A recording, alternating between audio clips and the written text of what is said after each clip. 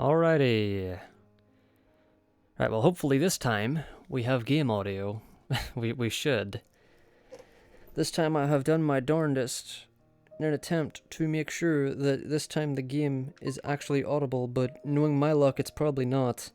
I'm also on console at the moment for the very start of the stream. Just to completely illustrate the hopelessness that this game has left me with. But no, I've got a good bit to go over this stream. This will likely be my final Blue Dragon glitch hunting stream for quite some time, because the game has just completely shat all over me. And I've got some footage to show from offline stuff. Loads of it, actually. I'll probably skim through that at some point during the stream. But probably not going to be a whole lot of testing this stream. Just a whole lot of moping. A whole lot of moping and doping. Edge, can you hear the game? Please tell me you can hear this. You can hear me making noises moving across the screen. I will be very sad if no. Though I will have a small workaround for it. Yes. Oh, thank goodness. Okay. Hopefully that'll be the end of no game audio Tony, because I messed around with some settings and I think I got it fixed. So, thank goodness. Right, anyway, 1 second. Right, so it's been an interesting couple of weeks of Blue Dragon stuff. And I have managed to get a cheat engine affected save over to my 360, which is this save right here. And I guess this one as well, actually. But primarily this one is the most interesting one.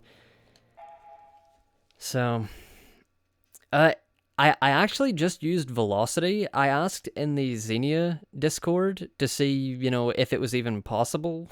And there was a guy who said that, yes, there are ways to do it. And whilst he says that, I didn't get, a full answer because it hadn't all been, laid out. But I essentially just put it into velocity and figured it out myself. It was really strange. I just had to repackage the Xenia save and then copy as much of the console and profile data as possible by examining other saves that were from console, to the point where I changed enough of the I don't know what you would call metadata stuff so that the console recognized it as a normal save, and that it eventually worked. Though this is the only one I've got working. I've tried it again with some other things and wasn't able to do it. But this is the most important thing. So this is a save that got out of the Telta Village camp and wandered here in Disc 1. And per my belief in previous streams, this should allow us to get to, or to trigger Disc 2 early, but unfortunately it does not.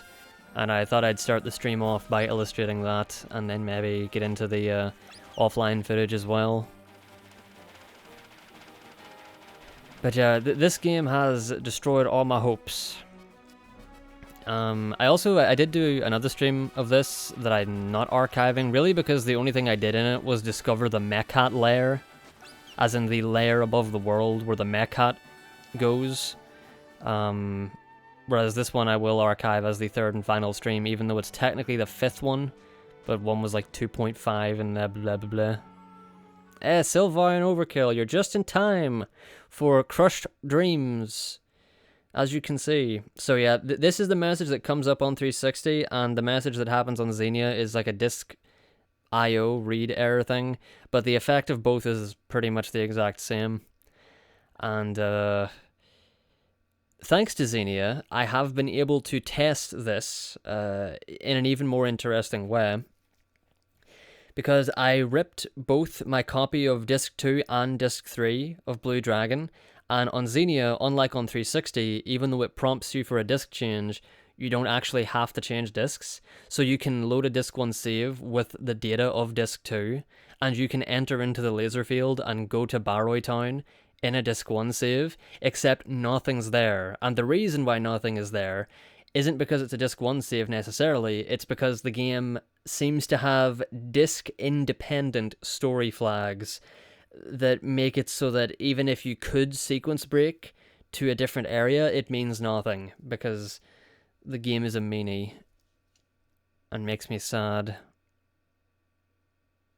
Yeah, loads of people were talking about Red Dead for some reason on there, loads of people trying to play it, from what I saw. But yeah, so that was the first thing I wanted to do. I don't think I have any other things on console I wanted to show, so I might just like switch over to emulator immediately. So if y'all would give me a momento.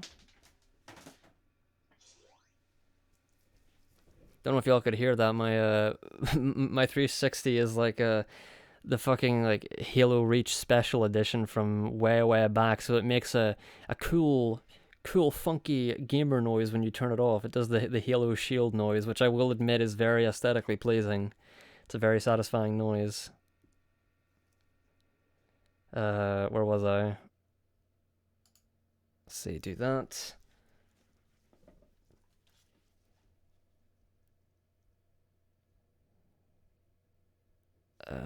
Xenia. So yeah, what I'll do now is I'll boot Xenia with disc 2 of Blue Dragon, and I will load my my whatchamacallit, like pretty much that exact same save to show you what I mean. But yeah, I've got a good bit of stuff to show off, if nothing else tonight. And there probably will be nothing else. Yo, Lena, how you doing?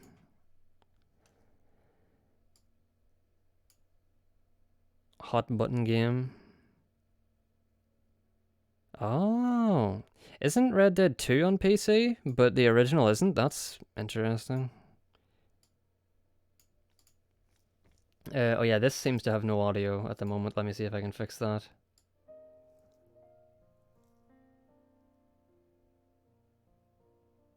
Supposed to be practicing. I mean, you can you know, listen to me whine and practice at the same time. That's possible. Alright, we'll do that. Huh. Alright, well, you're able to hear console, so I hope you can hear PC as well, like... Maybe it's a little bit low, so I'll turn it up a smidge.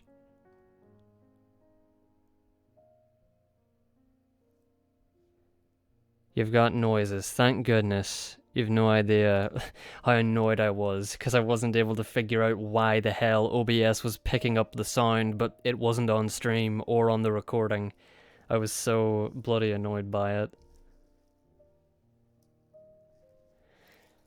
Right. Oops, do not pull out my headphones, please. Right, which save? I believe it's this one. So it's like, yeah, this saved content requires disc 1, and it's like, I've got a disc 2 ISO loaded right now, but it doesn't matter. You know, it's EMU, it doesn't force you to switch. The game audio might be a little bit low, but at least if it's there, that's the most important thing. So yeah, definitely emulator, as you can see. We have enemies all completely funky.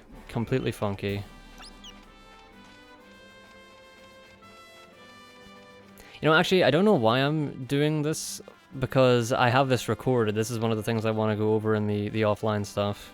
The offline recordings. But just to show you firsthand, just to do it live, if I don't get assaulted by an enemy first, and that does happen because this overworld is very strange. So yeah, obviously the exact same thing that happened there on console would normally happen here, just with a different type of error message. But because I've used a disc 2 ISO, the laser field actually exists. And I can access it, even though I am in Disc 1, as far as the story progression is concerned.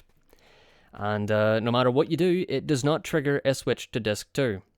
If it did trigger a switch to Disc 2, then this game's ludicrously strict story flags and triggers probably wouldn't matter. But, yeah, there's no cutscenes. You can keep going in, you can go to Barrow Town and nothing is there. The music doesn't start playing because presumably the thing that triggers it for the first time is the cutscene whenever you get in here. So the music just doesn't get going. It's very sad. But, oh wait a minute, instead of walking all the way back, I'm going to reload that because I put it on Twitter, but I should definitely show it off here.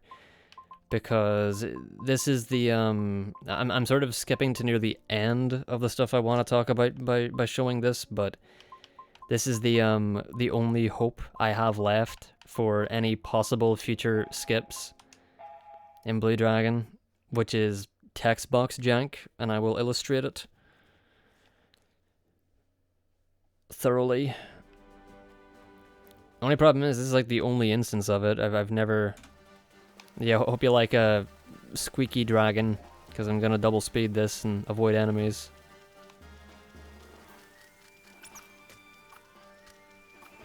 Yeah, the problem with the text box thing I'm gonna show is this is the only instance of it, and unlike Tulip, where we managed to discover a way to walk around freely with text up and reap the benefits of that, I don't see how we're going to find any kind of setup for that in Blue Dragon. And certainly no setup that is as easy as pressing 2 buttons at the same time. As much as I wish. 'Cause boy, howdy do I wish.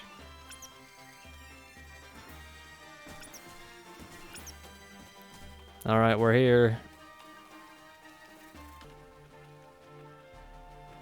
It's funny, because of how much it lags, playing at double or quadruple speed doesn't really help it that much. I forgot, I need to back out and go back in. With Mural Valley, that is. Because once again, that is one of the very cool things about the Road to Jabral in Disc 1, is that accessing it through Mural Valley... Ooh, please don't crash. Accessing it through Mural Valley always puts you in the normally Disc 1 only version of Road to Jabral, but if you access it from the overworld, be it at Jabral or be it at the coastal road, you get the normal Disc 2 and onwards version. It's really nice. It's interesting. It'd be wonderful for a sequence break, but nope. Anyway, the funky text box thing is this. So, you know, this here is normal, like, this is what always happens, right? But you'll notice that after that playable, I move immediately. Normally you stop after playable, but for some reason you can move immediately there. Also, I think the only reason why the voice isn't there is either... Maybe it's like a settings thing, or maybe it's just an emulator thing. I'm not 100% sure. Yeah, I think I have audio hints turned off. So yeah, for some reason, in this version and this version only of the Road to Jabral, the one where the tigers should be standing here, but they're already defeated because this save is from the Talta camp that broke out using Cheat Engine. For some reason, in this and this version only of this map, if you hit this trigger twice, you don't get stopped, and you just have a text box on screen. And there is something similar that has happened like this before, where you can set up for bringing a text box into a battle at the end of the Patch S Underground, because you can lunge at one of the skeletons guarding the final door before the Skull Spider, and you can inspect the door as you're lunging at the skeleton and carry the text box into the battle, but it doesn't really do anything, and because you like have to press the A button to do stuff in battle, you can't then carry the text box outside of the battle. But yeah, once again, as I said in the tweet, this game is just like Tulip, just as I thought it was, in this regard, because you shouldn't be able to get back here. You know, like, look, OOB, woo, but you can't go past this point. But if I get rid of the text box, first of all, Shu just tried to correct his position, but obviously can't. And I walked right past this trigger. And that means you could theoretically skip, if you could set up something like that with the text box, you could skip triggers and bosses in particular. Though skipping bosses has its own problems.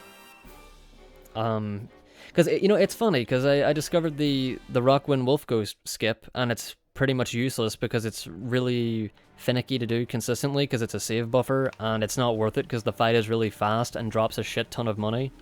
But skipping that fight, as far as I know, doesn't mess with story triggers at all. Everything proceeds as normal. Whereas I've already rather thoroughly tested, well, maybe not thoroughly, but I've definitely done a good bit of testing at the Flying Fortress at the end of Disc 1. And if you don't kill, say, Silent Coup, say, you know, I use Cheat Engine to try and turn off one of the other Eternal Engines after turning off the first one, but no matter what you do, you need to go fight Silent Coup, or else you can't turn off the other ones, and then so on and so forth. So, I mean, I'll show it off in the footage in a bit. Yeah, exactly. In fact, now that you put it like that, Lena, that reminds me.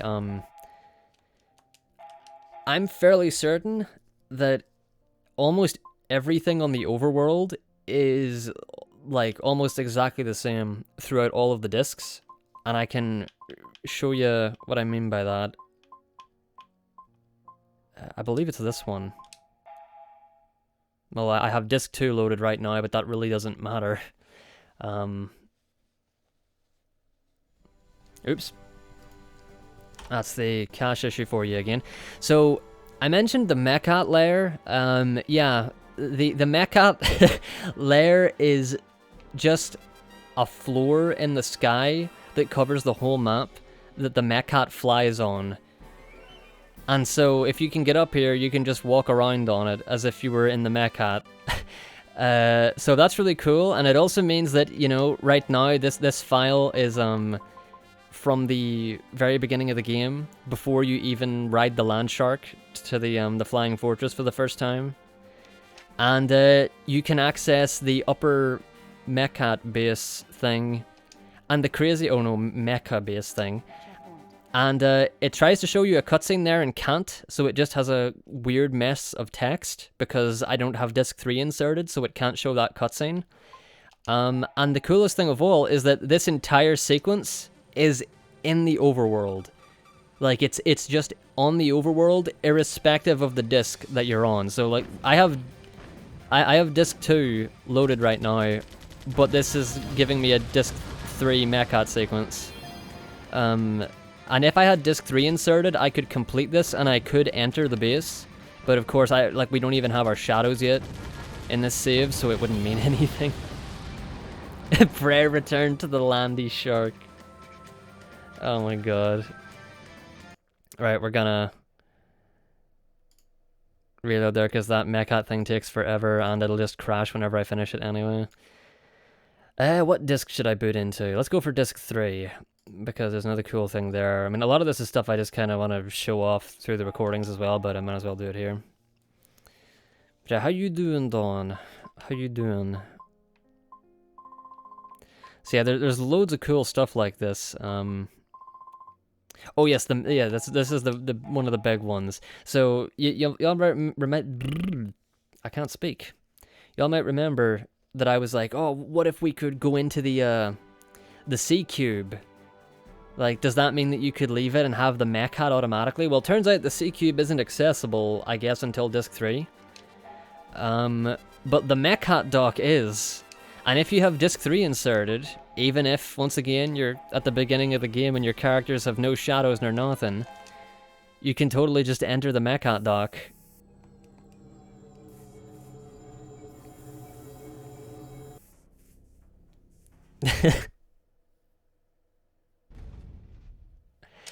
And oh, what's this? Zola, you're here. And Zola and Marimaro both have blue names, which I think is because they're not in our party. Like, I guess they would have green names normally. Like, Jiro is green, but Marimaro and Zola are blue / purple.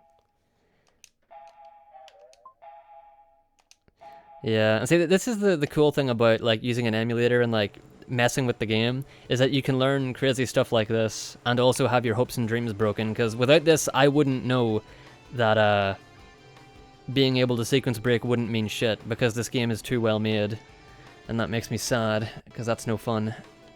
Oh, and yeah, of course, it boots you out in the Mechat, which means that if at any point we could ever access the Mechat layer, which I don't think would be possible because how the hell would you get that much height ever? But if you could just walk to the Mechat dock and you could, you know, get the Mechat immediately. I mean, I say that, but you would need to be in Disc 3, otherwise accessing the Mechat dock would cause a crash because the data for the Mechat dock only exists in Disc 3. And you couldn't do it like this because, oh yeah, I mean, we can get past Wolfie Boy here anyway. You know, you can push him around and everything. But we already knew that from the save buffer thing, but it's cool. I'd imagine the trigger for him is still there. In fact, you know what? I guess we'll try and hit it. It should be there. Oh, what? It's not here? Whoa! So his model... Okay, I didn't know that, because I just assumed before that his trigger was here. His trigger is not here. That is really strange. I don't know why that is. Maybe... You see, this is what I mean. The reason his trigger isn't here is probably because of like a story flag thing. Like, the game knows that I'm in Disc 1. Technically speaking. It isn't showing it there or anywhere, but... You know, the game knows that I should be in Disc 1. So... His model is there because it's never not there until he's defeated, but the ability to actually fight him is just not... The trigger to fight him is just not here.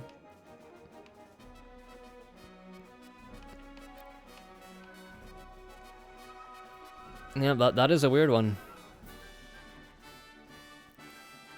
But yeah, there was one fun idea I did get out of this, which is, you know, we don't have our shadows, we're right at the beginning of the game. What if you flew around, and I did test this out, if you, oh Jesus, if you flew around and picked up really high level accessories and tried to like get through the early game without a shadow. And the sad thing is, I think it's kind of possible. The problem is you have to rely on physical attacks, and Kelolons have like no physical attack damage at all, even if you have a really high attack stat, so you'd need to like heal your Kelolon status all the time if you wanted to use a Kelolon necklace, which you probably would because of the stat boosts. But yeah, that could be like a fun challenge I could try at some point. Like, and it'd be funny too, because it would actually just be a bunch of Kelolons. You know, they don't have magic, they're just like people that are turned into Kelolons. Could you imagine? The possibilities. And yeah, the C cube is just, no, you can't do anything with it. Curse of the Kelolon. I like it. Game, please stop doing that.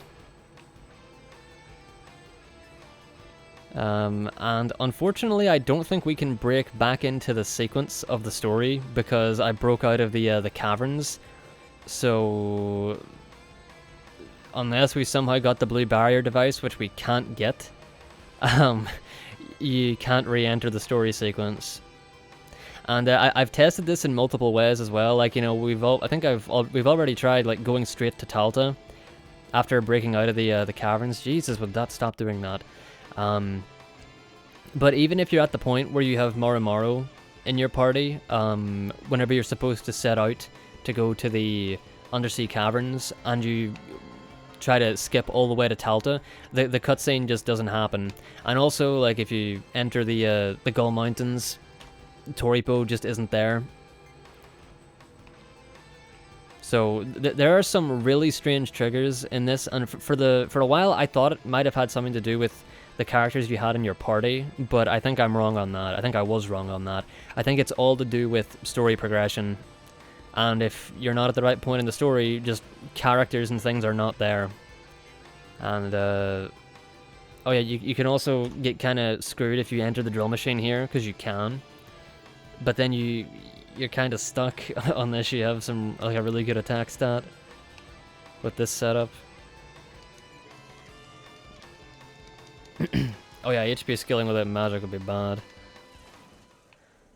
Also, this rock stuff that the drill machine goes through is not solid on this side, but why would it be solid on this side?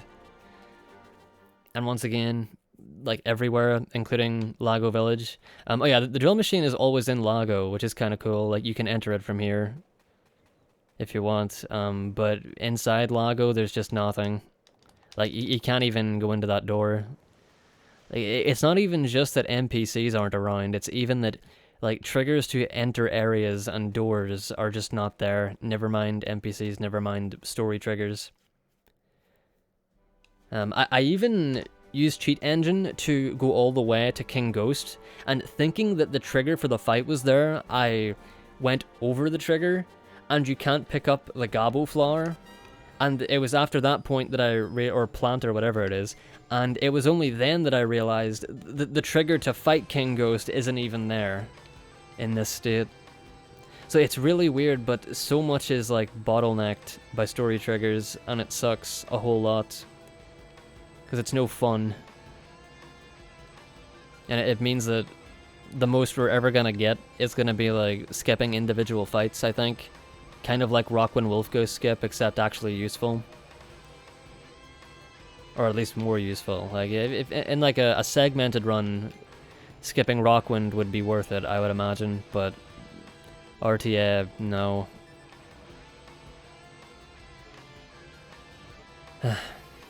And yeah, that's exactly why the drill machine is there, because it's never not there under normal circumstances. There was something about Mural Valley. What was it? Oh yeah, the Flame Raptor. The Flame Raptor is the one boss I wish we could skip because it's pretty slow. It's like 2.5 minutes or something, and it'd be really nice if we could skip it, and we probably could if we had a text box to carry with us, but once again, as of yet, I have no idea how we would go about that. Yeah, exactly. No things, I mean, yeah, coding has changed, but things like having a text box on screen still prevents things from triggering, which I really enjoy that similarity.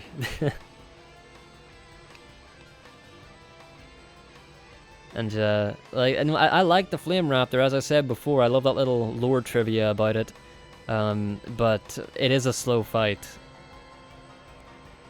and it'd be nice if we could skip it. It wouldn't be the end of the world if we could. In terms of like experience, it'd be pretty easy to work with. Anyway, you know what? Just for the heck of it, I'll try to. I swear to God, this GPU cache issue is really annoying.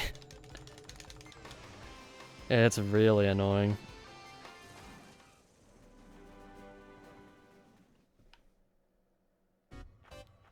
Yeah, the music changed. Is this trigger gonna happen? It is. Like, we never even left here, like, properly. The land shark should... Maybe that version of the map is gone now. Interesting. King Shitface is not here. Thank goodness. Though it sounds like he could be.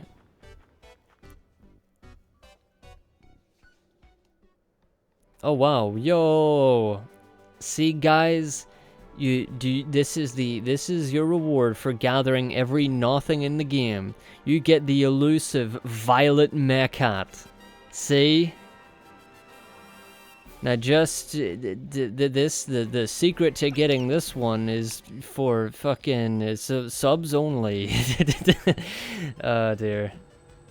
I feel like it looks almost like violet, like the violet clouds, but it is also, it's like a bluey violet. I don't know. Right, anyway, I'll see if there's any other funky saves that I can show off before I... It's blurple, exactly.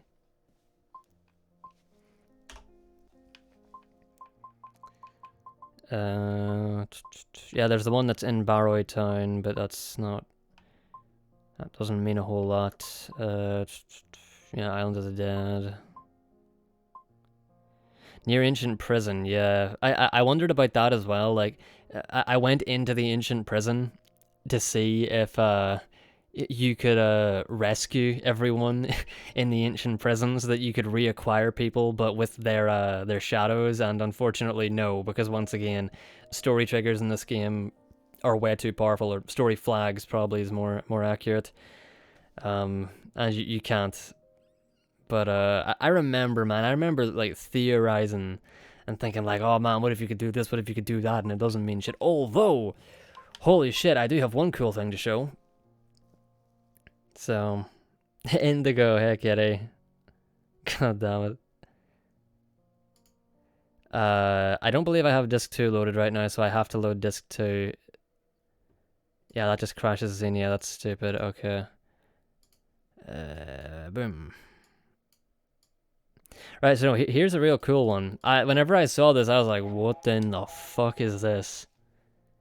And it's still kind of perplexing, because there's some weird things about it, but we should be able to reach it from this save.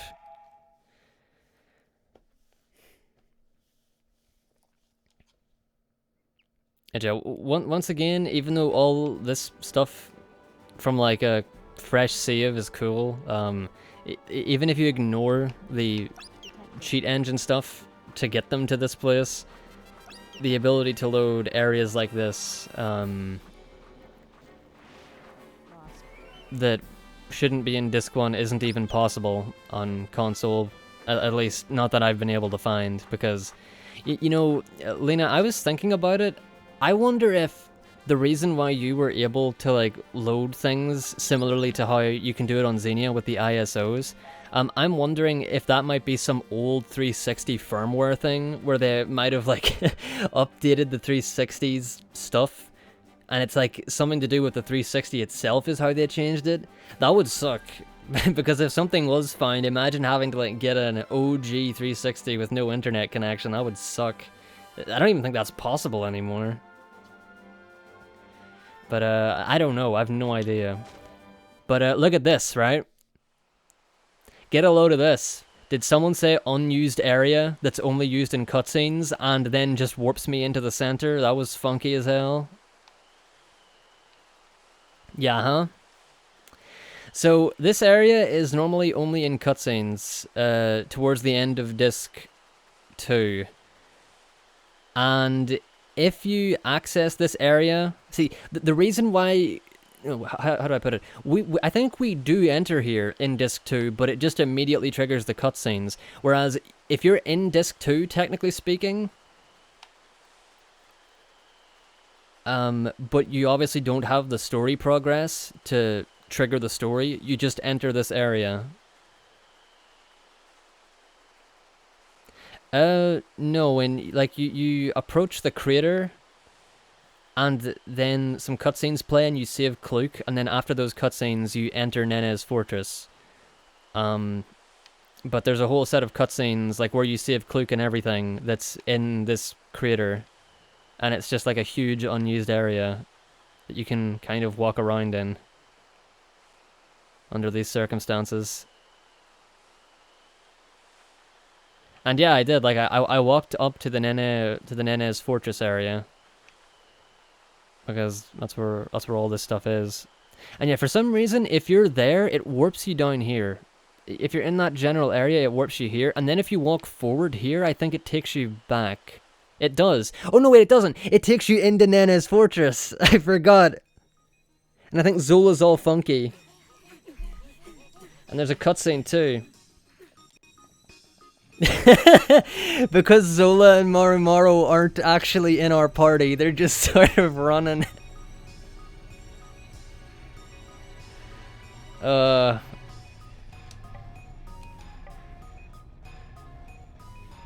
We better hurry. We better hurry. And then they're never seen again. So upon saying that, I thought, wait, don't tell me, there's no way in hell. Did we just like re-enter the story? Because that would be the one way to get around Blue Dragon's ridiculously stupid like sequence story flag stuff. you know, it'll be finding some way to like re-inject yourself back into the flow of the story somehow.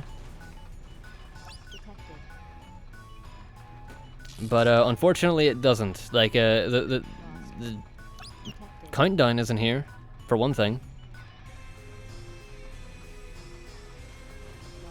So you know, there's that. But unfortunately, you'll notice something whenever I get past here. If I can, oh yikes! No ticking noise. Yeah, the problem once you get here is the thing don't work.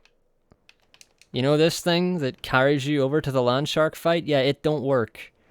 You maybe could get over with cheat engine. In fact, you definitely could. You could like find your coordinates and then throw yourself out of bounds and constantly fall. Kluk's HP, I never noticed that. You're joking. That is fascinating. Holy shit. I never noticed that.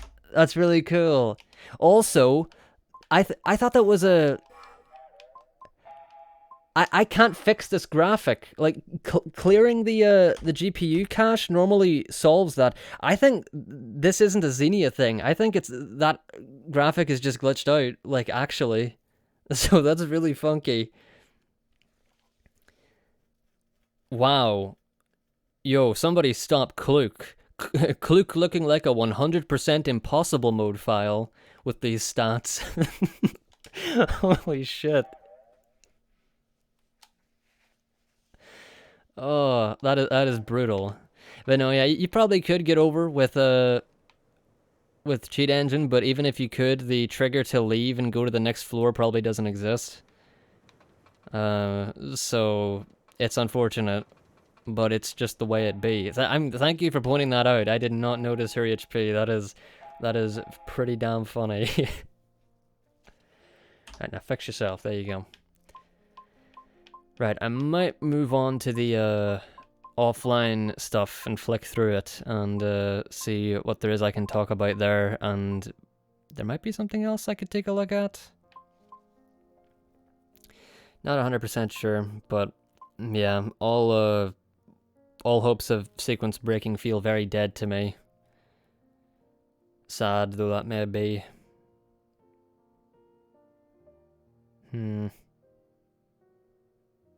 You know, wait a minute. Let me load this file. Wait a minute, is this disk 2? This is disk 2 I have. Actually, wait, no, disk 2 is fine. I guess I can show a little idea I had. It's nothing that I think will amount to anything, but it's like a... Oh dear. It's like a theoretical maybe for disk 2. It's just an idea.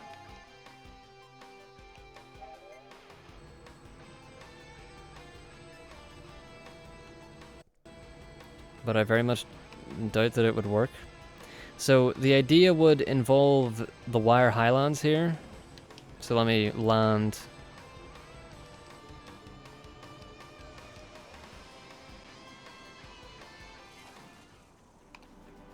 Yeah, it's just, oh my goodness.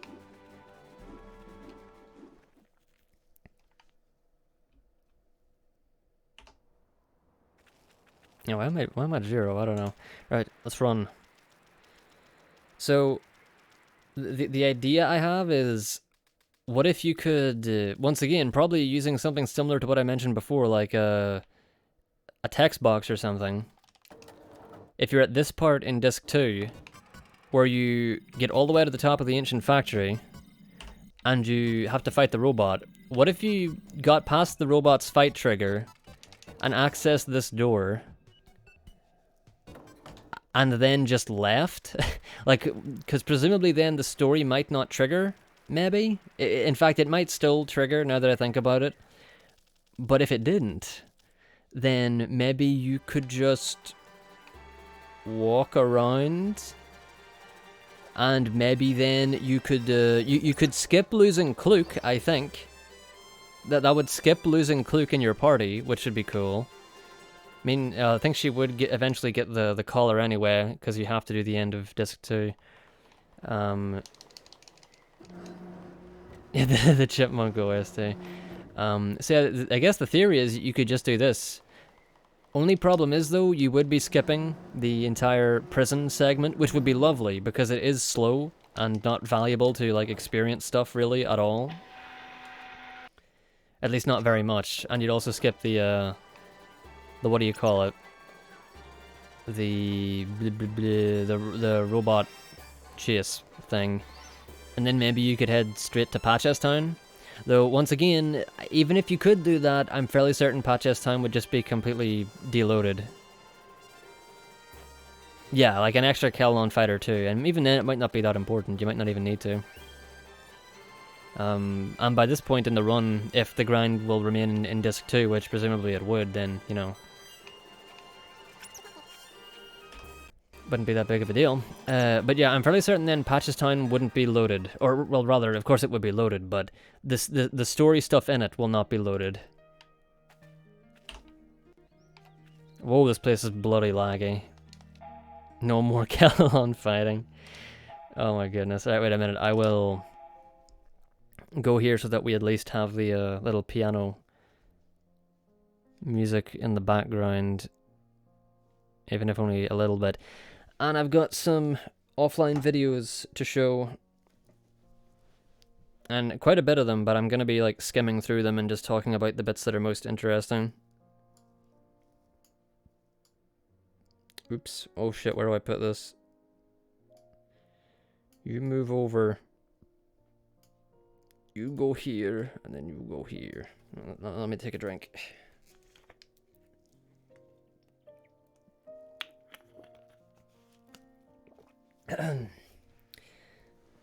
It's more... Like, I agree. I like Kelolons. They're cute, and they're fairly harmless, but that's exactly why they're useful in the speedrun. Yeah, that's just how it is. And technically the Moody Dragon, I guess, defends the Kelolons, which is why you have to kill like 100 of them before the Moody Dragon shows up in that one area. But... what was it? What was I gonna say before I got into this? I cannot remember, but yeah, I'm gonna flick through these. Some of these might actually not be that useful. Oops, that does not do what I thought it would. So what is this one? Because I have them all numbered, and I only kept the ones that had something interesting in them. But I don't know what they are individually. Oh yeah, I find a really weird value here, where it lets me like zoop around whenever I move. Yeah, like, look at this. I start to move after changing the values, and then depending on how I move, I just zip around. It's really strange. And I was able to like get out of bounds with it. So that was just some kind of weird movement value. And oh, and yeah, no, I used that to get behind the trigger again. The you know, this road, the one that was like, oh, the mysterious, what is up with this road? Where does it lead? And the answer is absolutely nowhere, because in pretty much every version of the map that I can find, there's nothing. It doesn't take you to the Delta Village camp or anything. It's just an unused path that's blocked off by a trigger. What else is there? Was there just me zooping around? I think it is. It's Airbow. Yeah, it's just a road. That's all it is. Yeah, just loads of me zooping around, I think. Yeah, I think that's it. Oh, I did it here as well, that's right. And then I think I just like zooped out of bounds. Yeah, there I go. I just zooped out of bounds. Right, on to the next one. I'm assuming this one is... Oh, I must have messed it up. This one is... Yeah, because one of my other ideas was... Or maybe not ideas, but things I really wanted to check was, what if you could maybe possibly do something with the wagon, like during the Wagon Defence itself. So let's find out if there's any interesting things around here. The game crashed there. And unfortunately, I do believe the answer is no. Wait, why was that? Why is this recorded? Is there... Oh, did I get out of bounds? Oh, I must have zooped. Ah, that was a coordinate change. And yeah, back here, there's no trigger. There's invisible walls, actually, but there is no triggers to leave or anything, which I thought could be interesting. You can walk on, like, the the out-of-bounds seams there without falling off, and while still remaining out of bounds. And you can bypass an invisible wall that's there, so that's kind of interesting, I guess.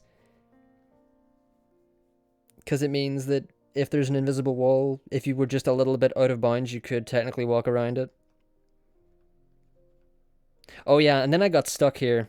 I tried to drink from the thing, and then it froze my animation, and I'm just soft locked because you're not supposed to be able to access that. Then I warped away, and I think it crashed the game. Oh, it didn't crash the game. I just got stuck here and gave up. So, right, next. I swear. Oh, it did crash, but that must have been after the fact. I must have done something else. I swear there's more interesting ones than this, but I felt the need to just document this stuff because I didn't really have a whole lot to look into this stream anyway, and there's lots of weird, funky stuff here. Right, what was I doing here? I'm trying to get onto the mech hat layer, I can tell that much.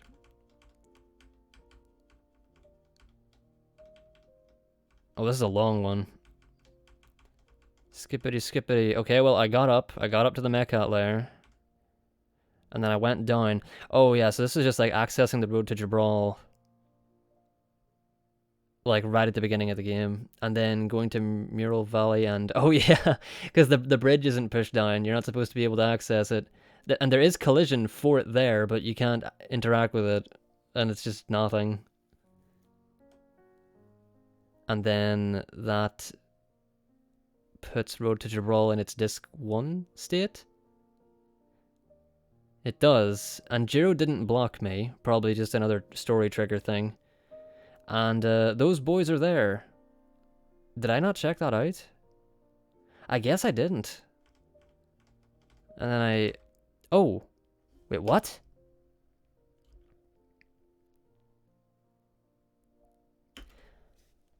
Why was that? Oh, wait, that's right, because that's what gave me the realization that that version of the map, like, pre-defeating Dullahan, will have the trigger to leave, but only if you load the normal Disc 2 and onwards version of Road to Jabral first, which is really weird. I don't know. It's why I call that Schrodinger's Gate, because it's just... It's there and not there at the same time, depending on what mood it's in. It's very strange.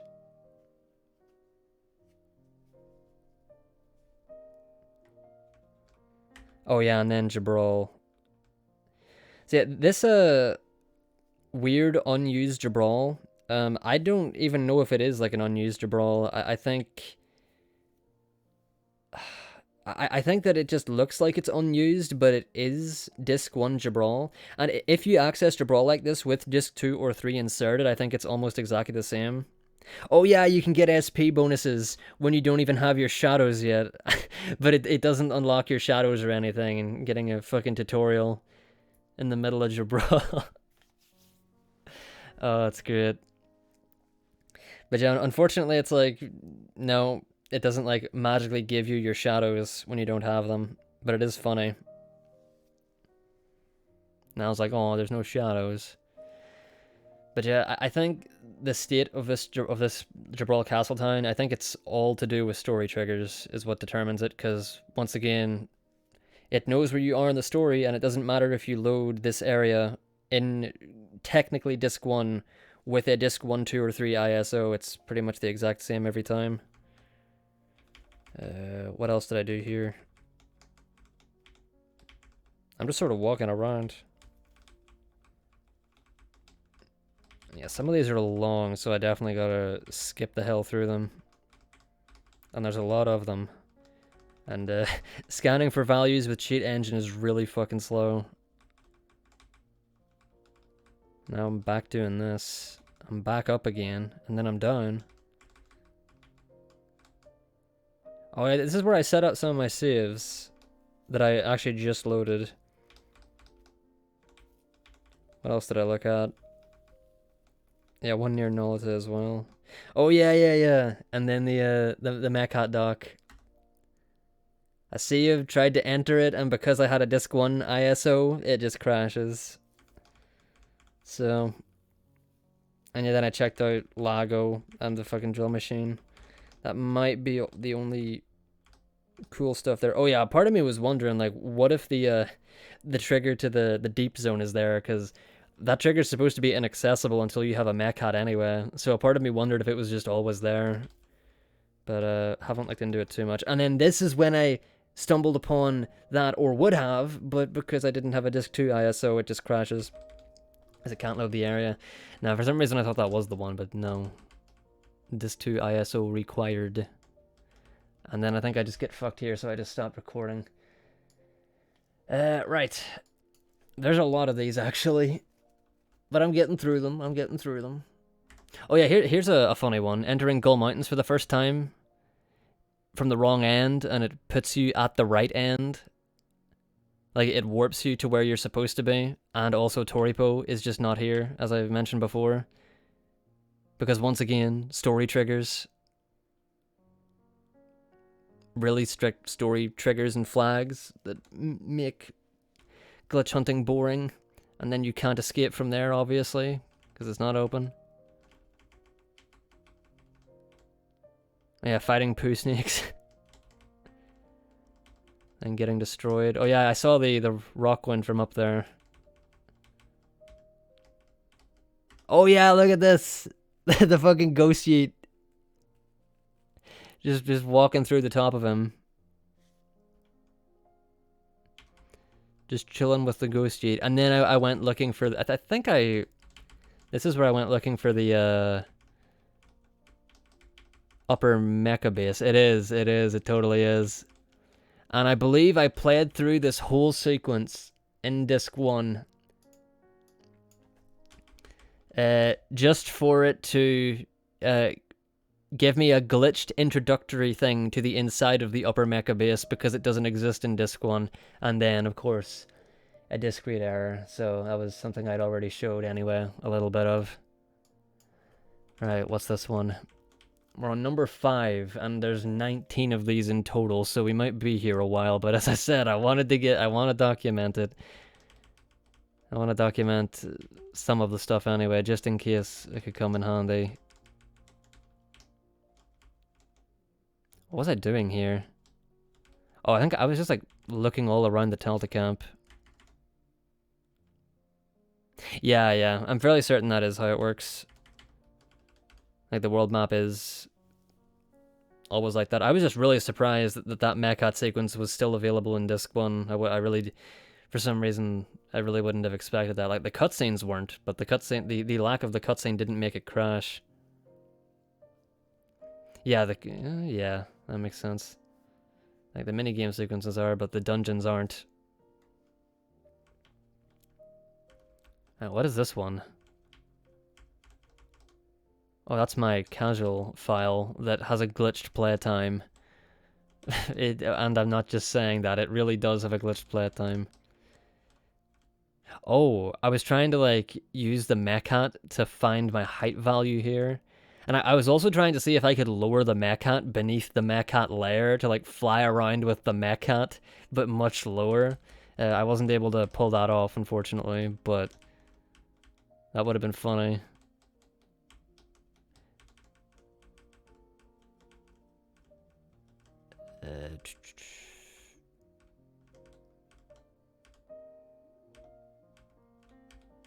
What, did I try to, like, access the mech out here, or... Oh yeah, wait, that's right. I was trying to put myself back down. And for some reason, this is solid. This, like, little water pool area where the dock is. For some reason, this one is solid, and you can just walk beneath the water for fun. So, don't know why that's there, but it's funny. Okay, this one. There's like a mystery to this one, because there's a weird NPC in Jabral that I never even noticed. Liquid water, no. Surely you jest. Right, where is it? Come on, Shu. Take off. Have lift off, my boy. There he goes. So yeah, that's not solid. At this point, I was just kind of looking at stuff for fun. Like, is this solid? Is this solid? Yeah, stop playing Tulip, I know, right? I'm telling you, man.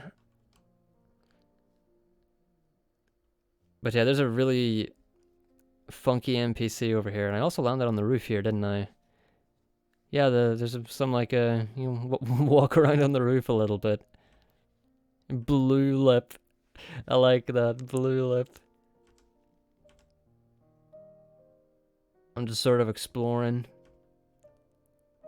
Like, this is stuff I would have liked to do on stream, but the problem is that it takes so long to get Cheat Engine to be cooperative that it's just so much easier to do it offline. Whereas with Tulip, it's much easier to do it online. Right, so this is the mysterious part. This motherfucker, right? This guy is over here beneath the other side of the bridge in Jabral, and you can literally never access this area. And I don't know what I was like, what is that guy? So I decided to find out. So I was just giving myself some height. Didn't quite get him that time. A hidden boss.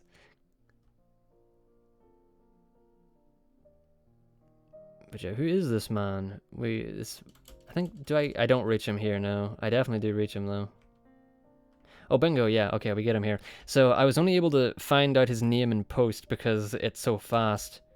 His name is just Passerby, for whatever reason, and I am talking to him, and he has no text, so I'm just stuck. Falling. And, like, I bring my height back up, and Shu is looking down at him still, and I can't move, but he has no text.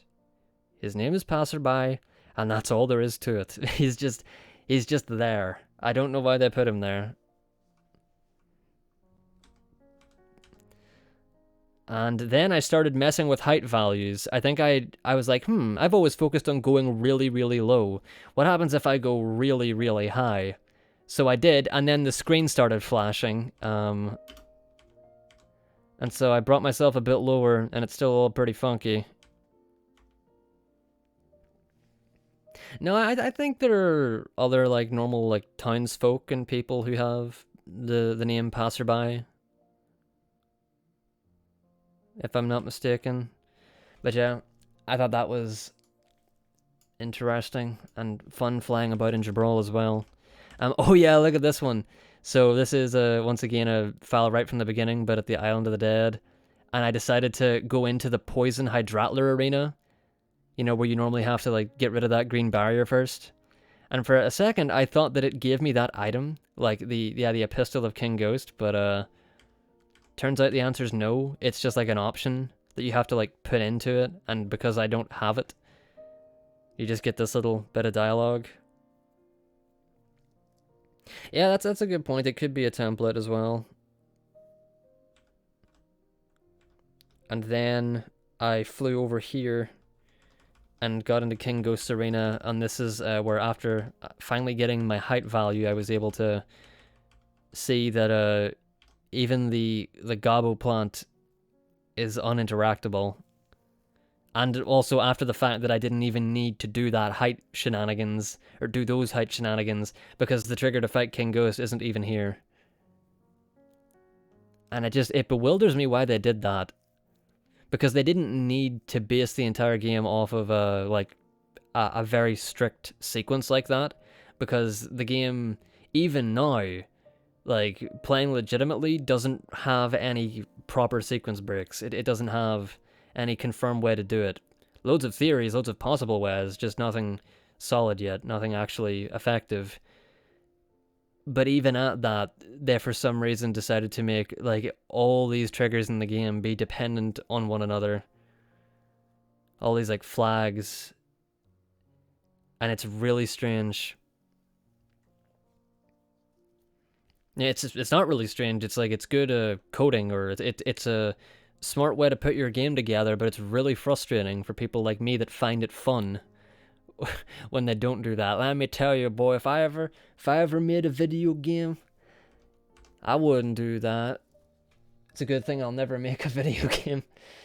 Uh, maybe the video game was the... I'm not gonna... No, I'm not gonna... Oh! Fashira percent! I made Fashira percent a reality. Without the game crashing. It took me a little bit, but I did it. Fashira can do it. Well, except he can't do anything, unfortunately. Because I learned the hard way that this entire map has no triggers to leave, and when you're Fashira, the land shark is also non-interactable. But you can go around as Fashira. So it's not the Fashira percent of my dreams, but it's good enough. And yeah, there's no triggers there. You just hit an invisible wall. Nothing you can do. You can go all the way up here. And unfortunately, Fashira doesn't work with bridges. He just falls right through them. Oh yeah, like patching out glitches, that makes me so sad. And you know, it's one of those things where there are some games that even if they do patch games out, leave like the original version still available, which I think is really, really cool. That's the way I think it should be done, but I'm not terribly surprised it isn't a thing. In fact, the only game that I'm aware of that I think has done that is A Hat in Time. I know that game leaves its like original 1.0 version available, specifically for speedrunners, which is really kind of them. And I don't think it can be expected for like every dev to do the same thing, but boy howdy would it be nice if they did. And yeah, the land shark is just he's just chilling. Fashira is unfazed. He does not care. And yeah, there's no triggers over here. Yeah, land shark's just shy. He's alright. Yeah, can't interact with anything, unfortunately. Then just, you know, flying around as you do. Oh yeah, talking to Jiro's parents from up here.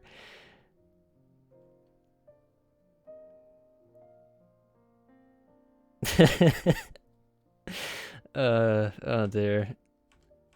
Fashira's, don't worry about it. He's really doing his best to find Shu. He's very concerned about his grandson. And then I set it up with Shu as well, which also doesn't amount to anything because there are still no triggers around, but it is a bit funny.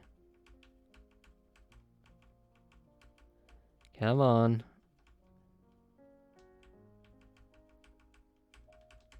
I got out of bounds and then I had to like refine the value for height.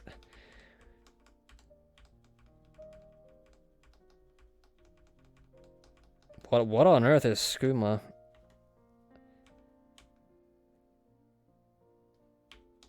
And yeah, no triggers there and no triggers there. So the only thing left to do then was just to... Oh yeah, Shu can do bridges.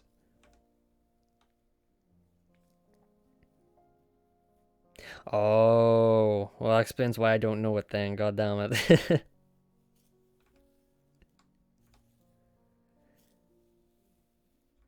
Alright, yeah, here's the good part. Here's the stupid part. Oh yeah, you can't open those chests. For whatever reason. You can't interact with the chests. But you can get up here, and it's like, Grandpa, I'm here. That's Poruto. That's not the right person, but you can get up here with Shu, and there's Fashira. And you can't talk with him. It's like, I'm right here. We're just chilling. And everybody talks to Shu as though he's Fashira, as you would expect. And there's also weird funkiness in the wind. Grandpa, I saw you flying around the world earlier. You have the power. Together we can defeat the land shark.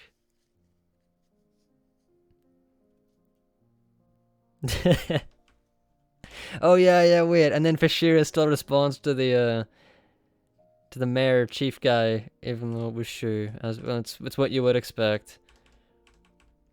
Oh, and Jad, at this point, a large part of me wanted to like break out of bounds during this sequence here, where you can only walk really slowly. But I didn't feel like going through the hassle of finding the value, or finding a value there, because it'd be really bloody annoying. I think I went on to try and do a value here. I really wanted to, and in fact, I still haven't got a value here, and tried to do some funky out of bounds stuff at the Flying Fortress as much as I want to. But right, that was okay. Okay, yes, this is the one with the wagons that's more interesting, where I got the height value. So in this one, I wanted to go all the way to the end to see if the trigger to go to the overworld is there.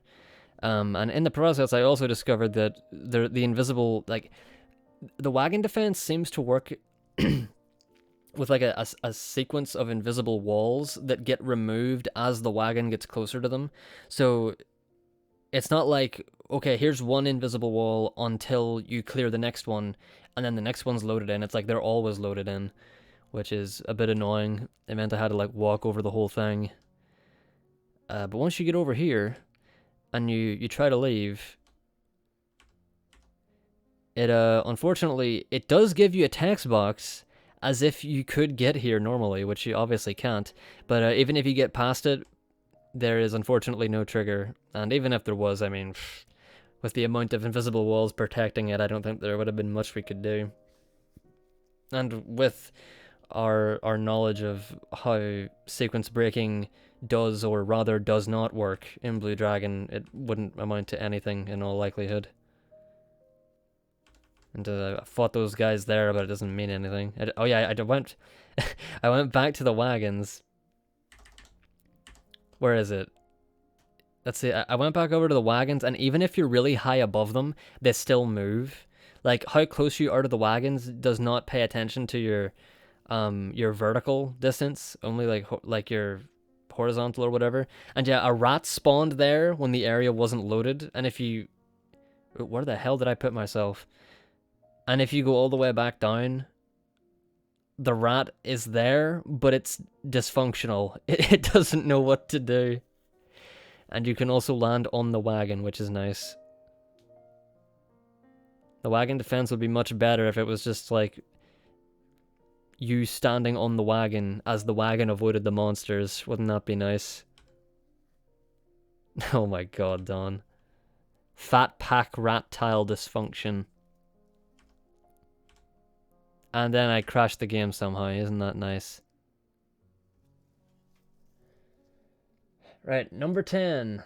Only like 9 or 10 more to go. We're just past the halfway point, I think. This one has a long opening, I think. I think this is where I go to Barrow Town. If I'm... Oh wait, no, I go back into Jabwo. I believe I have the Disc 2 ISO inserted here. And yeah, everything's like the exact same. I think I got destroyed there. Yeah, so then I enter laser field. I get past all that jank. Oh, there's XP there. Nice. And then, yeah, once again, obviously there's no cutscenes, but you can enter Barrow Town.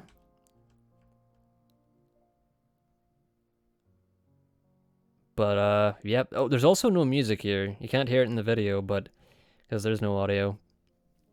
But the music in Barrow Town here only plays whenever you're inside a house. Whenever you're not inside a house, there's just no music at all.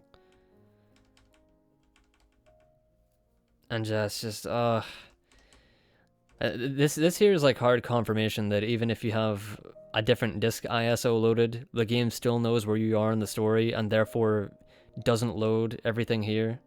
Even though this stuff shouldn't be accessible on the same disc that you're supposed to be in, which you're not in. Because of Xenia. So, yeah, you can't pick up the barrier device there early or anything, and you get it from a cutscene anyway. No blazing keyring or anything like that. So yeah, it's real depressing. It is a sequence breaker's nightmare. A speedy glitchy boy's nightmare. That even after all this, the game's just too well made. I think so. I think that was the end. Oh yeah, I also tried messing around with Alumari here a little bit, because Alumari isn't like a part of the normal story. It's completely optional. So a part of me wonders if maybe because it's not a part of the normal flow of things, it's a side thing. Maybe it's not connected to any other triggers, but it seems like it might be. Yeah, the Gorgo Giants stop you from entering here, but this is dialogue that I believe only occurs in disc 3 normally, even though I think this is disc... No, this is disc 2, I think. I don't know. But, I believe you get that dialogue if you skip the Exile Forest, like regardless of what you do. But in disc 2, that's normally not possible, because you don't have a Mechat, so that's probably why. Yeah, the Gorgo stuff is interesting. Makes me look forward to running a 100%-esque category. Oh my goodness, what happened? Oh, that was a crash. I fucking blew the village up.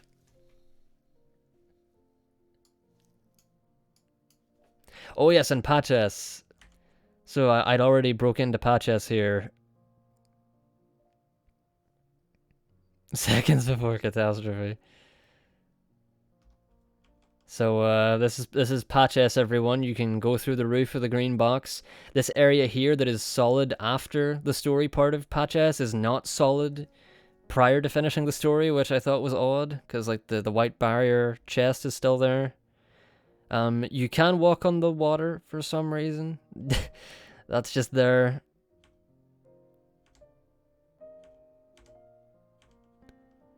Oh yeah, I inspected a box from inside the house.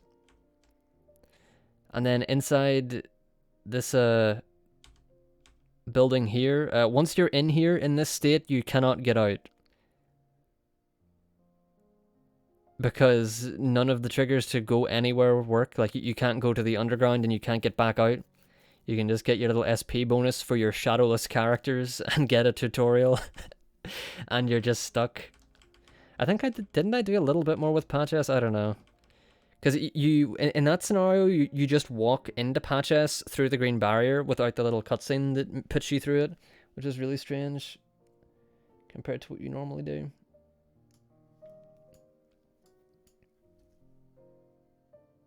Really? Oh yeah, on 360 I could see that. Well, on emulator, Patches is just laggy in general. Well, I should maybe not in general, because it was this stream, wasn't it? Whenever I just walked into Patches and then it was really laggy. And yeah, this is when I discovered this, and it does that weird warping thing. So this was just me looking about this. So I believe we've already seen all of this per real demonstration. And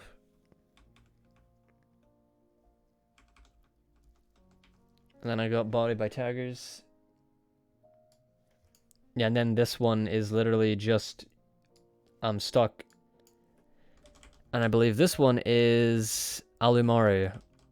Doing fun Alumari stuff.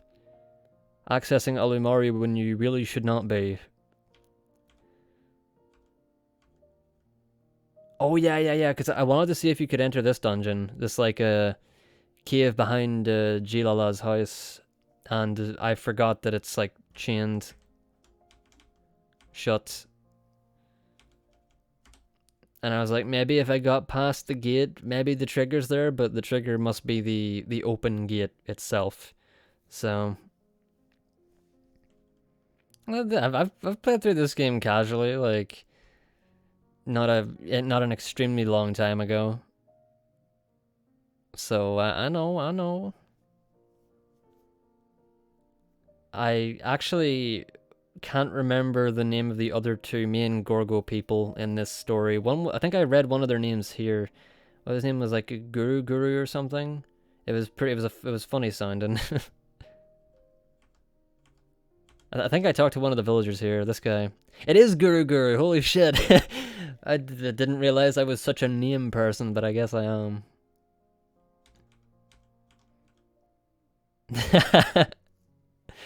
And then I was trying to get on top of this guy's house, as you do. I didn't quite get it there. It's just not solid.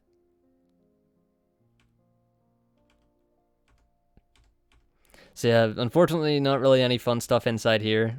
Thought it could have been cool, but oh yeah, I landed on top of this like green chest, and then I crashed the game trying to get off of it. So that's about as far as that goes.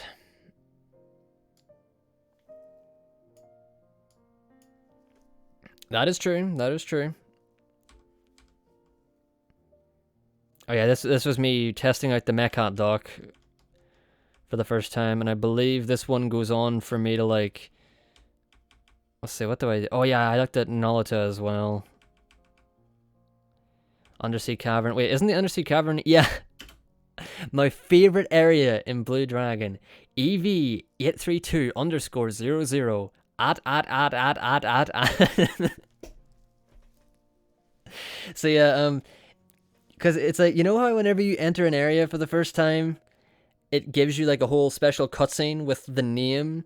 Well, if you enter an area for the first time that you shouldn't be able to enter for the first time in a disc where you should have already entered it, then it still tries to play the introductory scene, but the data for it just isn't there, so it just shows you this.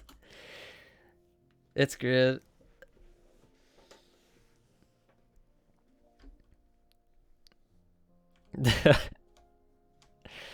Oh dear. Right, so is this the, yeah, this is the one where I went around gathering the fucking Kelolon stuff. Oh yeah, so the Lala Mountains thing, like the shops aren't here and nobody is here, as you would expect, except for the monkey. The monkey lives. He's the only survivor. He's the only one left behind. I forget what he gives you. I know if you give him one of the, I think, multiple bananas in the game, that he gives you something for it. I believe there is more than one banana. I stumbled across one in Jabral by coincidence. I think it was in like the bodyguard office or something. Oh, there's also a very strange room in Jabral. It's called like Shady House or something, and there must be a cutscene there, because if you access it through the sequence break, you just enter a soft lock where dialogue is trying to come up, but presumably because the NPCs don't exist, nothing happens. It's very strange. Bodyguards. Yeah, I entered the Aurora Ruins to pick up that Kelolon necklace. I was just like what can I do with this shadowless team? Oh yeah, here's Patches Town. With this. Oh, it's slash at. Oh, it got the Patches Town. What do you know? That part does show up. But it's really freaky, because if you try to go through that green barrier, you just walk through it normally and then can't get out. Because in the story, there's like a small little scripted walk that puts you through it. So it's very odd. So what on earth was I doing? I'm just picking shit up. What was I doing here besides... Let's see. Did I try to fight anything? I almost certainly did. I'm just fucking accessory hunting.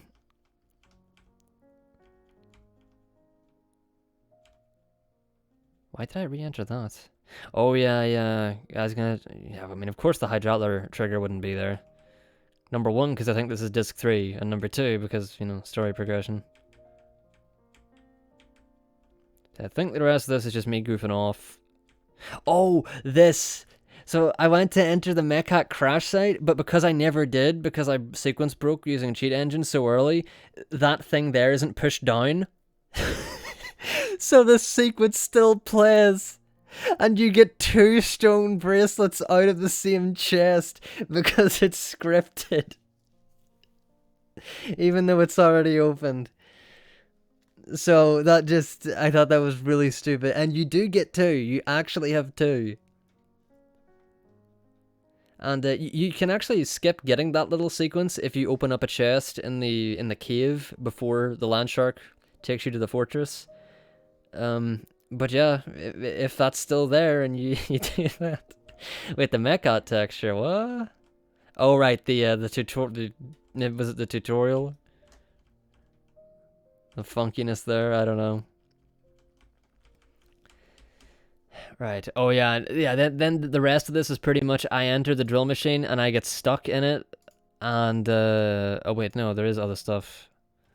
Oh, yeah, I tried fighting poo snakes like this, and I was very concerned because the Kelolons weren't dealing a lot of damage, and that's because the one drawback to being a Kelolon isn't actually supposed to be the slow animations, it's the fact that they don't deal any physical damage, but because we never deal physical damage in the speedrun, or at least very seldom deal physical damage, we don't have to pay attention to that fact. So it means that the Kelolon should be dealing like 40 damage right now. Like if they weren't Kelolon, if we used a Princess Kiss on them, they'd start dealing like 40 damage. Oh, that's right. Yeah. You can get it there. You can. For a second, I thought, wait a minute, you can skip the tutorial, but no, you're right. You mean it pops up there instead? That's right. If only we could skip the tutorial stuff, man. It really slows down the start of the game. Well, if we could only have text on screen. Or maybe like move around while the game is paused. Oh, this is really strange. So, yeah, I was like stuck in the drill machine here, and for some reason, because I was able to start like leveling Shu up or something without his shadow, his model has his little dagger in his hand. And it just won't go away. For some reason, and it makes his attack make more sense, because whenever he does his little lunge, he like goes forward with his dagger like that, so his like forward lunge makes more sense with his dagger, and that almost makes me wonder, what if they meant for him to always have the dagger in his hand and they just forgot or something. I don't know. Probably not, but it fits is the weird thing. Like it looks as if it's meant to be there. So that caught me by surprise, and then oh wow, the game crashed. No, I think the rest of this is just me getting destroyed by the robots because the Kelolons are silly, and that cutscene was there. So, although I think this means that at any point you could re-enter the sequence of the story if you just went into the drill machine and took it from there. I could be mistaken. I haven't tested it, obviously, but based on the fact that like triggers are there for certain things. Oh yeah. And because we are out of sequence, the fight with the maintenancer here just doesn't trigger with the winking patroller, and he just gives you the after fight dialogue, even though we haven't fought him, and we can't activate the warp key.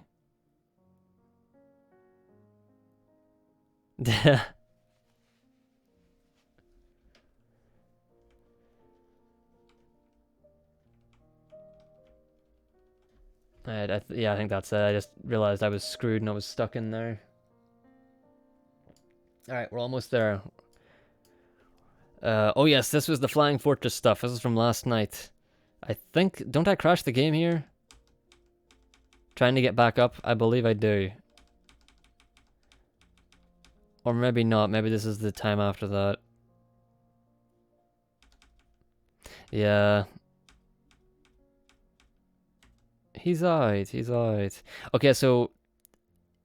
I use Cheat Engine, and I'm at the point there where you deactivate the first Eternal Engine, and then you leave, and then before you can deactivate the next one, you have to fight Silent Coup. And I don't know which one I went to here, but I went to a different one, and I wasn't able to deactivate it.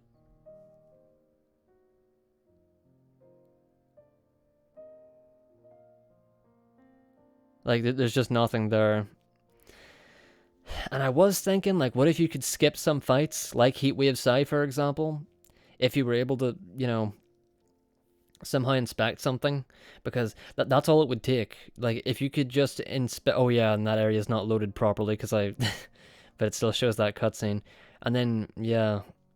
So, even the Flying Fortress boss progression is also really set in stone, and it's really stupid. What do you call it? But it's yeah, that instance with the skeletons and the patches underground, it's just, man, it means that you could theoretically skip like almost any trigger like that in the game if you could start lunging, like jumping forward and inspect something, and then after that point pass through the trigger and it would work. Like something as simple as that would work. It's just there's just no setups like that.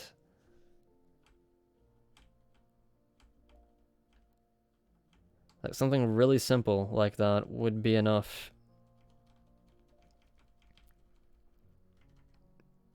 Oh yeah, I think I go through the wall here, don't I? I go through this wall. Put my coordinates through the wall. Wait, what's in this chest? Oh, Grand Light Crystal. Thought it was something more interesting. And yeah, here's the area right before Heatwave Psy, and you know, you can fight this guy and everything, but and then if you go in here, you just can't deactivate that. And of course, Psy doesn't appear, as you'd expect. And I believe this was just the area prior to Kesu, which, as expected, you can't activate the warp thingy before fighting Kesu, but that kind of makes sense because it almost like happens in a cutscene to some degree. And then the game crashed for some reason. I don't know why that happened. And to finish things off, this was just fun. This was just this area on the roof of Jabral, and I was just like, wee.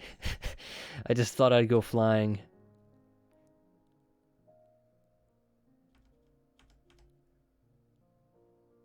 It is pretty though, but there's nothing much to it.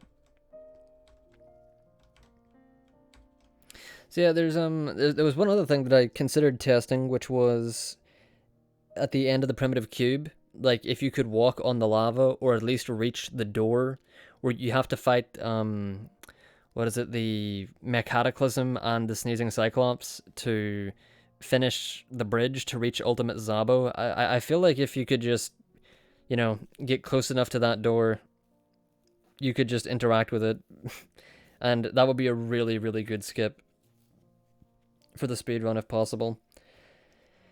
And the other thing is, you could, if you could skip Ultimate Zabo, that would be amazing because you don't get any experience from that fight, so it wouldn't even matter. And I think Ultimate Zabo is another one of those situations where if you just had a text box, you could probably walk right past him, and the trigger to enter the rest of the final bosses might still be there. That's another bit of food for thought, and there's Shu just peeking through the door. But yeah, the conclusion to all this is Blue Dragon sequence breaking is not going to be a thing anytime soon because the game is too well made and it makes me sad.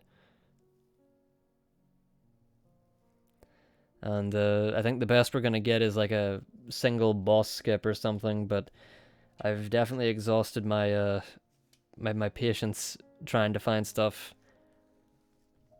But yeah, that's all the videos. That's all the vidges I wanted to go through. Now let's see if I can't end was there something else I wanted to look at? Before I ended the stream? Because I'd rather leave it off with something that isn't one of the vidges. Well, I could boat. I could boat the save. I could boat it, and for the sake of shits and giggles, I could try to like get through the start of the game with just a party of Kelolons. But no, I don't. Maybe someday. Maybe it was like a little like challenge run. But it might not even be possible to get that far. I'm confident you could probably beat the Dynaram if you had really overpowered accessories. And no shadows, like, almost certainly.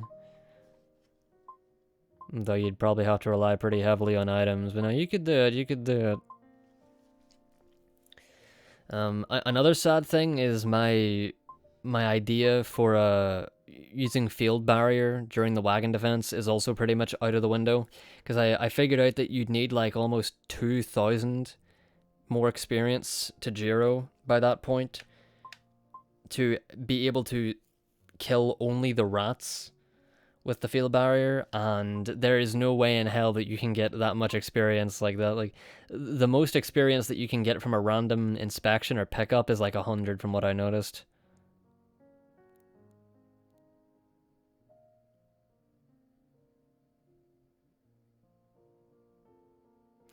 That sounds like it could be right on the right on target.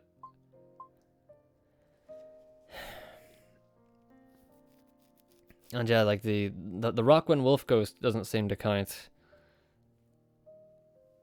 But I think you could be right on the money with that. That could be what it is. Yeah, maybe it's not that the game has some really strict internal checklist. Maybe it's just extremely sequential. Like you're saying there. Like it's a matter of like one thing to the next, one thing to the next. And so if you try to do things out of order like I have been, you get these results where things just aren't prepared and aren't ready because they're not supposed to be. And that is a very smart way to do it. And also, I mean, I don't know if it requires a lot of effort. I think it requires less effort than the way I was thinking that they were doing it in my head, which is like they somehow had it all mapped out and considered, but yeah. It's sad. It's a sad day to be a glitchy boy.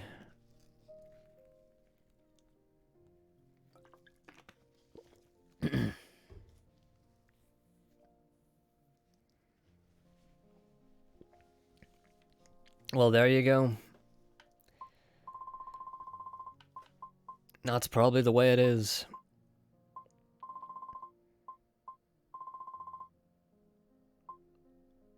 But yeah, I don't even know what to check out now. Oh, there is one thing which I didn't record, which is mainly just like a kind of cool thing. Is I discovered that with our speedrun setup, like you know, in a normal speedrun, whenever you reach Talta Village, it is actually possible for us to beat Mad Eye. Though that now that I think about it, not 100% true. I did go to Mural Valley and buy mithril accessories. So with mithril accessories, including earrings, you can beat Mad Eye with the speedrun setup. And it's not even that. It's not like terribly hard. It just takes a while. And on the topic of Mad Eye, because I'd forgot how to fight him, and I realized the one optional boss in Disc 1 is like the only boss in the game that you can't magically attack and deal a lot of damage to. It's really, well, maybe not the only one, but it's really funny because it's like the one optional boss in Disc 1 and he's the only one you can't cheese with black magic. It's really silly. It's like they knew. It's like they knew that it would be better for the speedrun that way. I'm just checking to see if there aren't any other vidges that might be separate. Yeah, there was cutscene movement as well. You know, there was like confirming that being on the overworld is not the prerequisite for cutscene movement, because the only other cutscene that I can think of that starts and finishes on the overworld, which is the acquiring the Mechat one, right after the Rockwind Wolf Ghost, in that one you can't set up for cutscene movement, it just doesn't work. So the prerequisite for it might be acquiring an item, like the barrier device, or maybe it's just some really weird property that they messed up in programming when they were doing that one specific cutscene thing at the Slender Rock, which if anything I would say is more likely.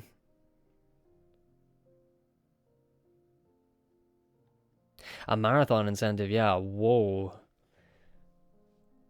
That's a good point. A part of me actually thought about maybe that could be like a shorter category for Blue Dragon, like defeat Mad Eye, but you've already done like half of Disc 1 at that point, and you've already got through 2 extremely RNG bosses, so what would be the point?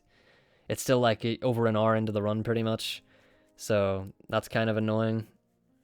It could have been cool as like maybe like a shorter category. But what can you do? Oh yeah, there was that one-way clip. Let me quickly show this, because this is really weird. So this doesn't show it off, but it does show the one-way clip itself. So there's this really weird one-way clip here in this like technically out of bounds section of the Exile Forest, where you can clip through an invisible wall that's right here. You just sort of like pop through it like that, and you can't go back the other way. Hell, I showed this off in the first stream, actually, in the first glitch hunting stream. It was like the first thing I did. Well, I discovered that on 360, you can't do that. Like, I tried and tried, but I think because of the lag on 360, you can't clip through there, and it makes no sense. I don't know why. But you just can't clip through that. For fuck's sake. Listen, don't. Wait, me and Lena are in the same boat here, actually, right?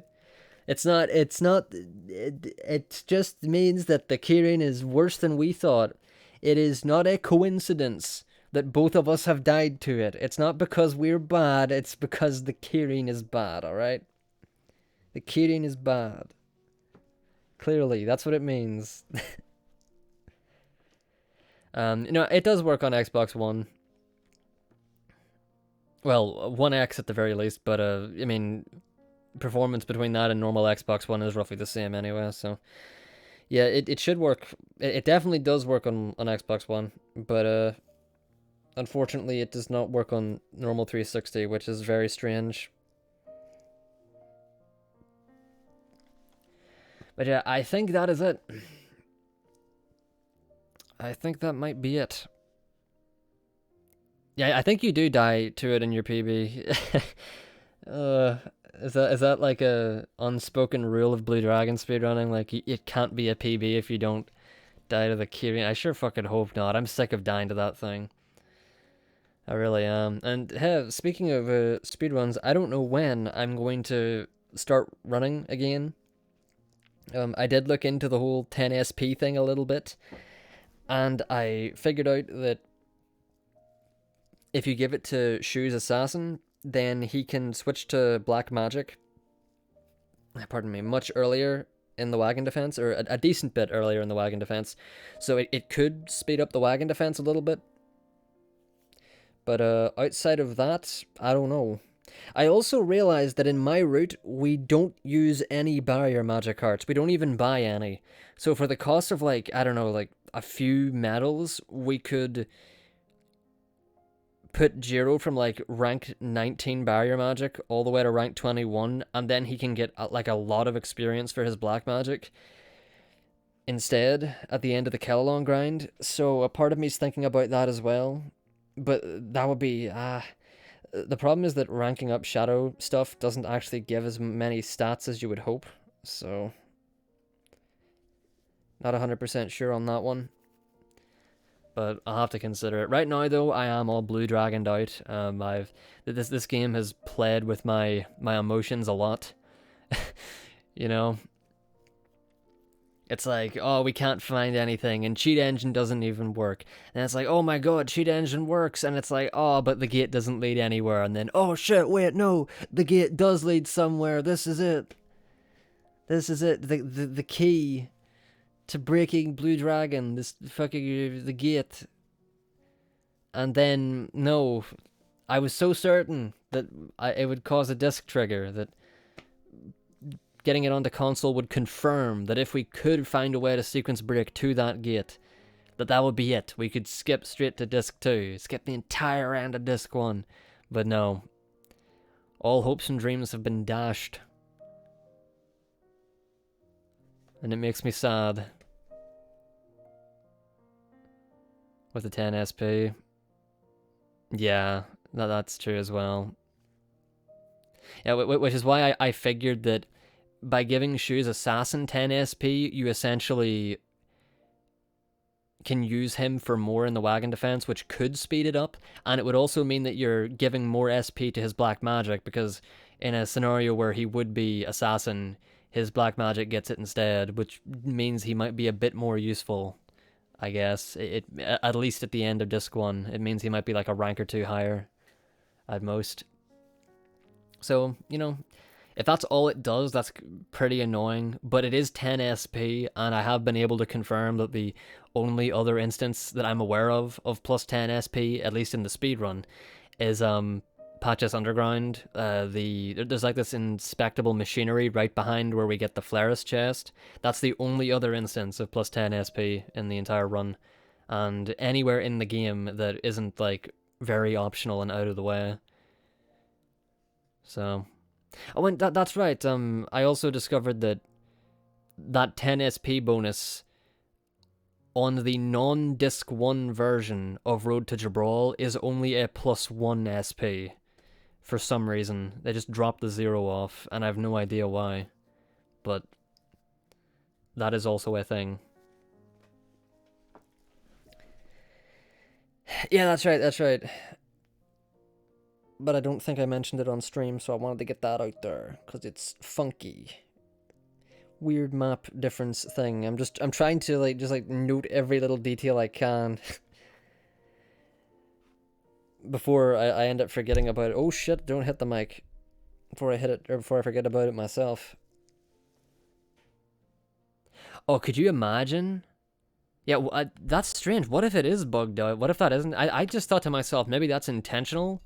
Like, they just made it lower for that version, maybe accidentally, like they just left it out. But yeah, what if the 10 is the unintentional part? Oh my god. Well, we've got it, so we might as well make use of it.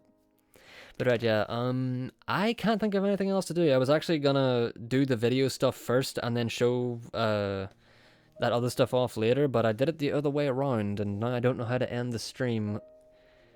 Because I feel like I should look into something, like one last thing, but I can't remember what it was if I was going to look into something. I feel like I had one thing in mind. I think it might have been the Flying Fortress at the beginning of the game, but if I'm going to be honest, I don't feel like messing around with finding coordinates anymore, especially not on stream, because it's so slow and annoying.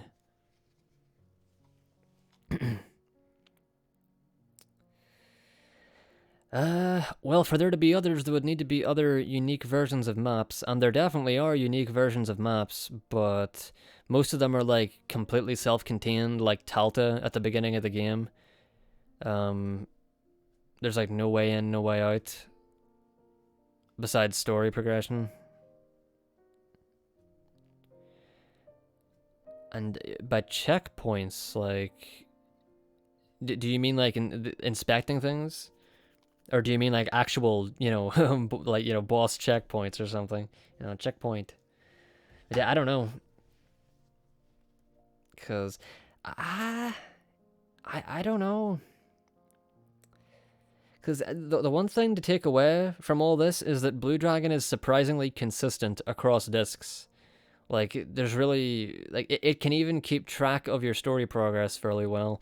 Oh, that's right. There was one thing that I wanted to do, and that was try to change the disk that I'm on through changing the save file data in Velocity, and the, like, save file package and, like, the Xbox 360 package thing. I actually wanted to do that before I streamed, and I forgot. So, I tell you what, why not do it now? I mean, if it's gonna work, it won't take very long. Should not take me very long at all to figure this out. If it will even work.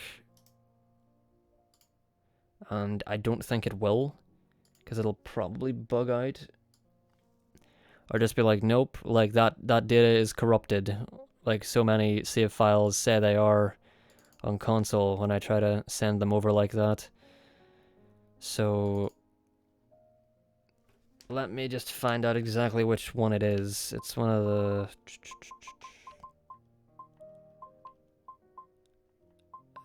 give me Western Jabral Plains, but with like a more full party. Yeah, this one. That should be 3 then? No, that's okay. It's this one. Oh, come on. What do you mean? Wait, how does that work? Shit. Oh, wait. You gotta, like, drag it in like this. No, fuck you. You can't. What do you mean permission denied? I don't need permission.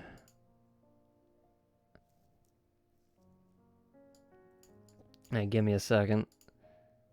please work, because this could be kind of cool. If like I actually change the disc that I'm on, maybe that will mess with the story progression stuff. Maybe it will, maybe it won't. In fact, I expect that it won't, but I'll try anything at this point.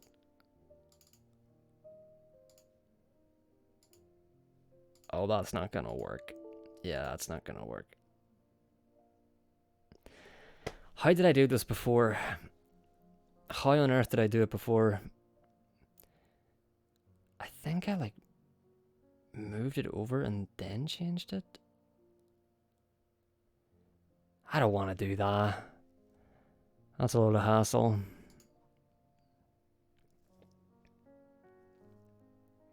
It probably won't work anyway. Ah, shit. Cause I can't open the raw thing in velocity and that. Yeah, okay, you know what? Screw it. If I do find anything, I'll get it out there somehow. But I don't. It probably wouldn't work anyway because it didn't work on console. It just said it was corrupted. So.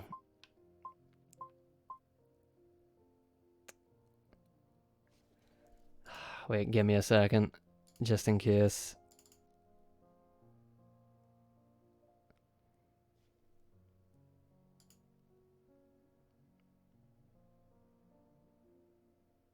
Yeah, wait a minute. Okay, tell you what, I'll give it a shot. Let's create a package. Wow. Oh, wait, no, fuck it, I'm not, no, never mind. No, that's gonna take way too long, I'm not doing that. Yeah, I might look into that offline, but it probably won't amount to anything, it probably won't work, and I'm not about to spend the end of the stream doing that. Right, I'd say let's end the stream in a good place. Let's end the stream. Wait, do I have disc 1 inserted right now? I don't think I do. Maybe I do, I don't know. Right, let's just, you know, for the road. One for the road, no pun intended. Let's just go to the gate and I'll end the stream there. Because, oh, for goodness sake.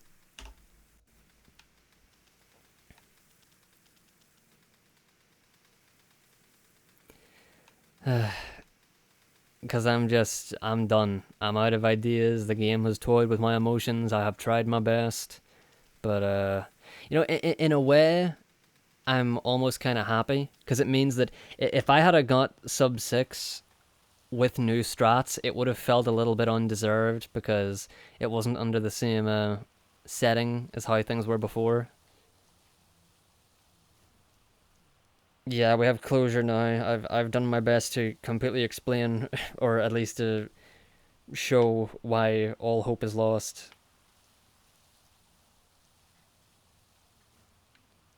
It's just, it ain't gonna work.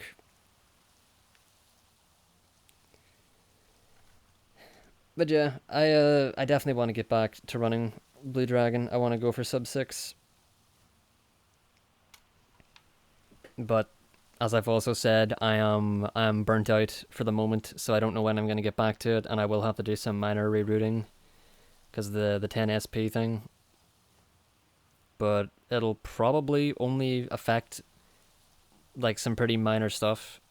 It'll probably just mean that I'll have to do some edits to the notes to include it, and to do the that menu in the Wagon Defence a little bit earlier. But outside of that, it just means that I shouldn't have to change any of the other notes, and it'll just mean Shu's Black Magic is a little bit better throughout at least the rest of Disc 1.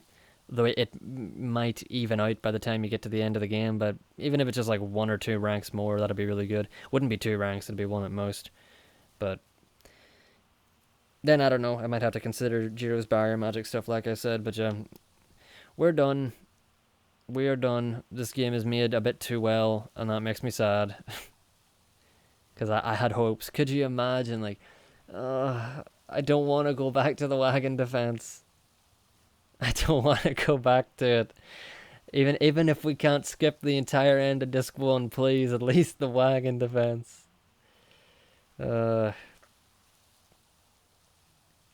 I tried to be. Whoever finds a Wagon Defence skip, which will never happen because it seems to be impossible, but I don't care. If anybody ever found Wagon Defence skip, they'd be the saint. I tried and didn't quite make it. But, or tell you what, not even skipping the Wagon Defence. If anybody can find like a random plus 2,000 experience pickup that we can just give to Jiro so that he can be level 14 after Dullahan, and then we can just use that to kill like 5 of the 6 fat pack rats. We might still have to deal with 1 rat and like 2 or 3 tigers, but I don't care. If we could get rid of the rats, that'd be great. That would still speed it up a whole lot. So get on that. somebody find like a 200 experience pickup that the devs accidentally left an extra 0 on. And then we'll be in business. But alright. That's all. Next time I stream Blue Dragon, it should be attempts, it should be runs, but who knows when it will be. It could be in like a week if I become very unburnt out of nowhere. Or it could be in like a fucking year. Hopefully not a year. Hopefully it'll be like later this year. Maybe in like a month or 2. I don't know. It depends. But I hope someday we can still break this game somehow. But my hopes are slim. But yeah, thanks for listening to me lament about this stuff. It's fun to get it off my chest. And to at least know that it's documented in some way, shape, or form. So, if anybody with a bit more, either like coding or game knowledge than me, ever happen to stumble upon it and get motivated by it, then maybe, who knows, if the hacker man himself stumbles across this archived stream, then just maybe all hope will not be lost. Right, anyway, I'm done. I am done. So, thanks for watching, and yeah, sub 6, soon. Trademark, copyright, all rights reserved. Until then, bye-bye.